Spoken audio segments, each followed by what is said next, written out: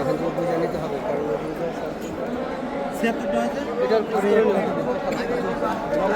আপনারা দেখতে পাচ্ছেন আজ নির্বাচনের আগের দিন আমরা নির্বাচনী মালামাল সকল কেন্দ্রে বিতরণ করে যাচ্ছি।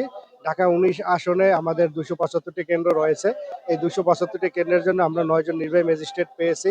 আমাদের সেনাবাহিনীর প্রায় ১০টি টিম কাজ করবেন। এছাড়াও বিজিবির ৩টি প্লাটুন কাজ করবেন, র্যাবের ২টি টিম কাজ করবেন। আমরা ব্যাটালিয়ন আনসারও পেয়েছি।